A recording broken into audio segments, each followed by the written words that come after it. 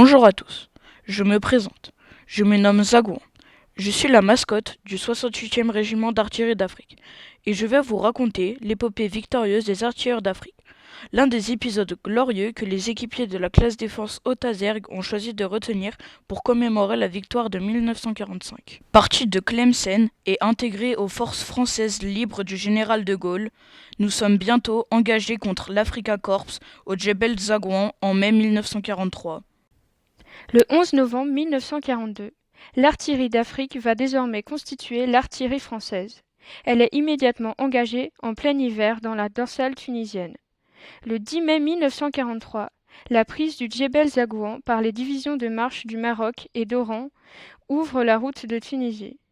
Les 62, 67 et 68e d'artillerie d'Afrique sont au premier rang des artisans de cette victoire qui s'inscrit en lettres d'or sur leurs étendards.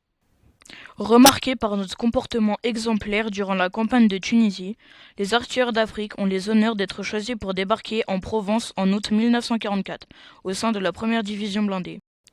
C'est en Provence que débarquent les 260 000 hommes de l'armée d'Afrique. Les automoteurs du 68e régiment d'artillerie d'Afrique sont partis les premiers.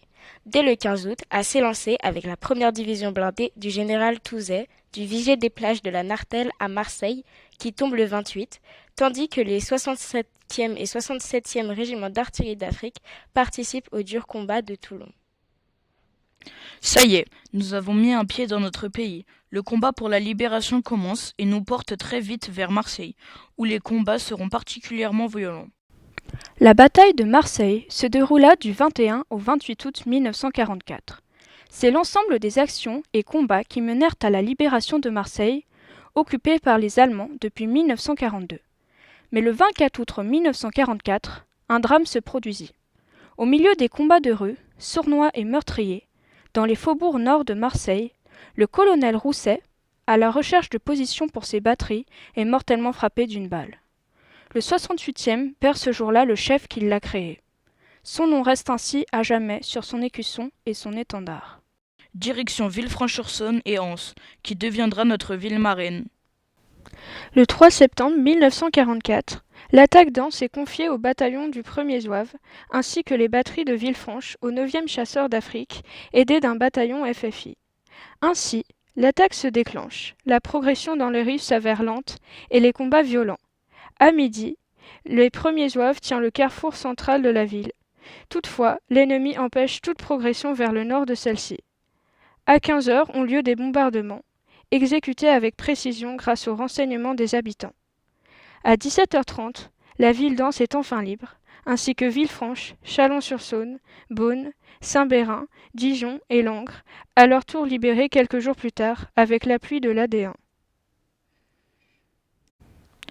L'hiver 1945 se profile et le pays n'est pas encore libéré.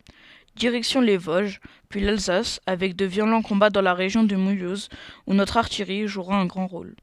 À la fin novembre 1944, notre régiment atteint les rives du Rhin.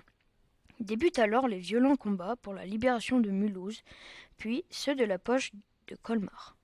Commencée le 15 août 1944, la campagne de France s'achève 6 mois plus tard sur les rives du Rhin.